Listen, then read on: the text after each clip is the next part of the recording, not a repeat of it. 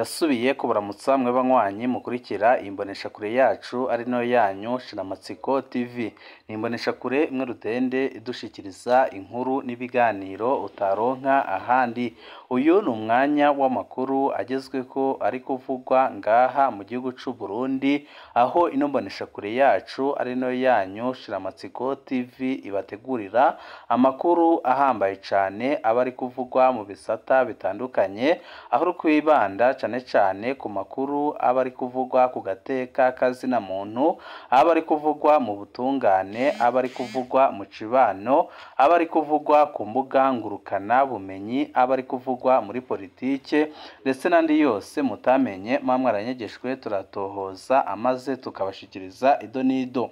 Ubwoba ni bwinshi kubegereye Perezida Evariste Ndayishimiye. Amakuru adushikira ntahumuriza, ibintu byamaze gukomera ku rugero rukomeye cane, aho mwiri joro hariko haraba inama ya nyuma yo gutembagaza ubutegetsi bwa Perezida Evariste Ndayishimiye. Iyo nama ikaba irongowe n'umushiranganje wa mbere Gervais Ndirakobuca, akaba ari nawe uhagarariye abandi mu bashaka gukura Perezida Evariste Ndayishimiye kubera amakosa akomeye cane kandi ateye ubwoba amaze iminsi akorera abarundi. Abari muri iyo nama yo gukura Perezida Evariste Ndayishimiye harimwo Gervais Ndirakobuca batazira Ndakugarika, hakazamo General Prime Niyongabo batazira Ngabo, hakazamo General Silas Ntigurirwa, hakazamo ndetse n'umunyamabanga mukuru w'umugambwe uri ku butegetsi Reveriyano Ndikuriyo batazira Kora, ndetse n'ibindi bihangange bikomeye cane, yaba abasoda ndetse n'abapolisi bafise amapeti yo hejuru,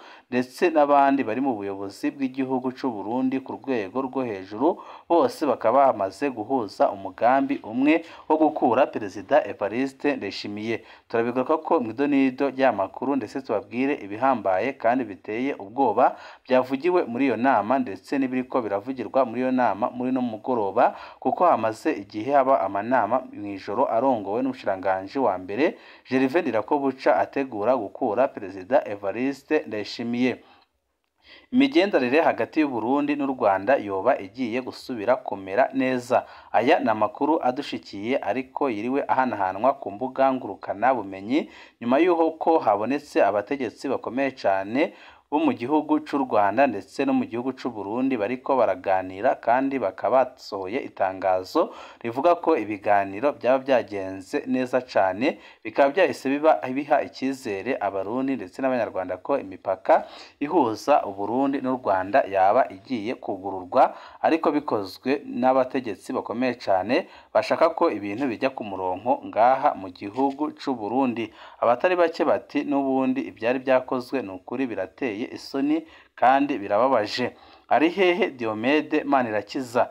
Turababwira amakuru ahambaye cane kandi ateye ubwoba arabana n'inyuruzwa rya Diomede Manirakiza ndetse n'aba barabigizemwo uruhara rukomeye cane, ndetse n'icyo giko kirakorwa kugira ngo hamenyekane ibyamushikiye. Gusa inkuru dufise idahumuriza nuko ashobora kuba yaramaze no kwicwa, byose bikozwe n'abakozi b'iperereza ngaha mu gihugu c'u Burundi. Ni byinshi twabateguriye tugira ngo tubashikirize, wecu usabwa nta kindi, niba ukunda amakuru n'ibiganiro tudahwema gucisha kuri n'umuyoboro wa YouTube Shiramatsiko TV, ukaba utarabyonda kuri sabone canke subscribe, akanika karyo keza ko gupyondaho kugira ngo ko dushizeho amakuru n'ibiganiro bene nk'ibi ujye uba uwa mbere mu gushikirwa nabyo. Ari hehe Diomede Manirakiza? Diomede Manirakiza yavutse mu mwaka w'1974 ku mutumba wa Ngoma, komine Muhanga, mu ntara Kayanza. Diomede arubatse akaba n'umubyeyi w'abana bane. Urugo rwiwe ruri muri quartier Bukirasazi mu buraruko bw'igisagara ca Bujumbura. Akazi kiwe ka misi yose ni umwirimizi, ahandi agakora ibyo kuranga amazu, komisiyoneri. Diomede Manirakiza asanzwe afise umugenzi yitwa Evariste Macumi, avuka muri komine Mugamba, akaba afise urugo muri zone Kanyosha mu gisagara ca Bujumbura. Umuryango wa Diomede baravuga ko uyu Macumu yari amaze gukwegera Diomede Manirakiza, bimutuma yinjira impimba arafungwa. Aho arekuriwe, Diomede yari yaremereye umuryango ko avavanuye na Macumu. ariko biboneka ko boba bagumye baza baravugana buke buke. Inyuruzwa rya Diomede Manirakiza ku igenekerezo rya 17 ukwezi kwa gatandatu 2024, Diomede Manirakiza yari mu kirabo kuri Gare du Nord aho bita ku Masaro utera uja mu Gasenyi, niho isaha 1:15 z'ijoro yahamagarwa ku telefoni na Macumu Evariste. Ako kanya yaciye asezera bagenzi we avuga ko agiye kwitaba uwo yari amuhamagaye. Ijisho ryabaye iryo kuva ubwo abiwe baramurondeye mu busho barabura, baragiye kumurondera mu gipolisi barabaha umutahe wo gufata Macumu Evariste yamuhamagaye ubwa nyuma. Kugeza ubu ntibaramutora. Macumu Evariste yaravuganye na Ndondeza. Amaze kumva ko turiko turabaza abo bamuzi, Macumu Evariste yaradurondeye yashaka kumenya impamvu twariko turamutohozako. Amaze kumva ko bijanye n'inyuruzwa rya Diomede Manirakiza, Macumu yaraturahiye ko atari we yahamagaye Diomede Manirakiza. Mu nyuma abonye ko tubifisiye ibyemezo yaremeye ko bavuganye uwo mugoroba, ariko ararahira kutubwira ibyo bavuganye. Yagize ati genda murabe abantu tuvugana ku munsi, no kwibaka gute ibyo tuvugana nabo. Tumubajije imigendanire bari bafitaniye, Macumu yatubwiye ko Diomede yari umugenzi wiwe ukomeye cyane, mbere ko no mu muryango babizi ko ari umugenzi wiwe wa cyane, mbere ko n'umukenyezi wiwe bavugana. Tumusabye inomero ya muka Diomede, Macumu yatwishuye ko bahora bavugana kera ataraduga kuba ruguru. Ibyo byose twasanze ari ibinyoma. Macumu yarangije atubwira ko icemeza ko atari we yamubyuruje ari uko boraba ko itelefoni zabo zoba zarabaye mu kibanza kimwe uwo mugoroba, ariko ibyo ntaco bivuze. Umuntu arashobora kuguhamagara akakubwira aho umusanga kugira ugwe mu mutego w'abagufata. Abantu benshi mu kunyuruzwa barahamagarwa n'uwo bita umugenzi, bagasanga baguye mu mutego w'umwansi. Ikindi cyadutangaje muri ico kiganiro ni ingene Macumu yari kumwe n'uwundi muntu yabanje kwigira urondera amakuru ya Macumu hama aramaduha kubera bari kumwe. Uyu muntu yumvise tubajije Macumu ibibazo bigoye, yaramwaka telefone agashaka kwigira Macumu kugira amwishurire. Biboneka ko Macumu n'uyu mugenzi wiwe bashobora kuba bose bafise ico bazi ku byashikiye Diomede Manirakiza. Uwomenya ibyashikiye Diomede Manirakiza co kimwe n'uwoba afise amakuru ajanye na Macumu Evariste yotwandikira muri Ndondeza kuri WhatsApp akamenyetso ko guteranya 32 46 56 51 95 kugira ngo tumenye ibyashikiye uwo muzi, dore ko amakuru ariko aradushikira adahumuriza, yemeza ko kuba yarahise anishwa ako kanya kuko ari umugambi wari umaze igihe utegurwa n'abatari bake. Ibi byose nyine bikaza byerekana ko ibintu aho bigeze rwose bigeze ahatemba, kandi akaba ari ibintu byerekana ko mu gihugu cy'u Burundi Ndayishimiye rwose ariko aravanga ibintu ku rugero rukomeye cyane. Akaba ariyo mpamvu abarundi isinzi bavuga ko igihe kigeze kugira ngo bamukure ku butegetsi, kuko biboneka neza ko ataco ariko arafasha abarundi barushye uburyo bukomeye cyane, kandi babayeho nabi cyane kubera amakosa akomeye cyane ariko arakorwa na Perezida Evariste Ndayishimiye, kuko biboneka neza ko gutunganya igihugu byamaze kumuta kuw'amazi ku rugero rukomeye cyane. Imigenderanire hagati y'u Burundi n'u Rwanda yoba igiye gusubira kumera neza mu gihe hamaze iminsi hari icuka kibi hagati ya leta ya Gitega na leta ya Kigali. Abashiranganji babiri bayo mareta bajejwe imigenderanire barabonanye kuri uyu wa gatandatu igenekerezo rya gatandatu ukwezi kwa 7 2024 mw'izinga rya Zanzibar mu gihugu ca Tanzania. Amakuru adushikira yemeza ko Olivier Jipi Nduhungirehe asanzwe ari umushiranganji w'imigenderanire muri leta ya Kigali na Robert Shingiro umushiranganji w'imigenderanire muri leta ya Gitega bumvikanye ko bagiye gutorera inyishu ibibazo biri hagati y'ibyo bihugu byombi. Abicishije ku rubuga rwe rwa X rwahoze rwitwa Twitter ejo hahise, Olivier Nduhungirehe yagize ati iyi ni integuro, reka vuba dutorere inyishu ingorane ziduhanze kandi tubikore rwose nk'abagabo. Albert Shingiro nawe ku rubuga rwiwe rwa X ahejeje kugira ati ibiyago niwo muti ukomeye mu gutora inyishu z'ingorane hagati y'amareta.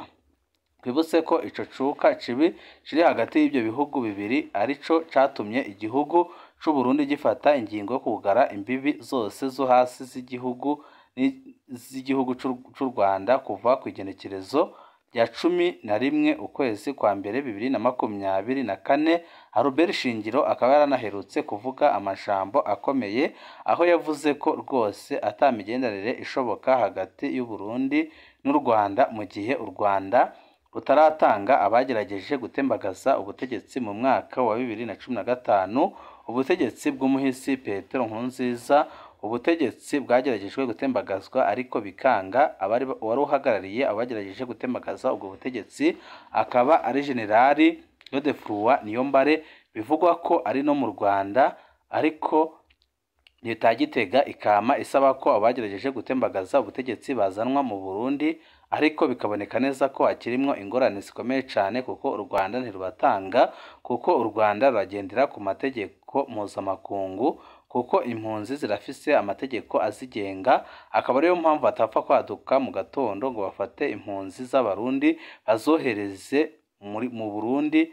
Ibyo bintu ntabwo byashoboka kuko hari amategeko akurikizwa kugira ngo impunzi ive aha ijye hariya, akaba ari byo biriko biraba. Ariko leta y'u Burundi bikaboneka neza ko atari nabyo yagendeyeho yugara imipaka u Burundi n'u Rwanda, ahubwo ko ari icyitwazo cyashatswe na Perezida Evariste Ndayishimiye kubera amakosa akomeye cyane yakoze yo kwifatanya n'interahamwe zasize zihekuye u Rwanda mu mwaka w'1994 aho haba jenoside yakorewe abatutsi.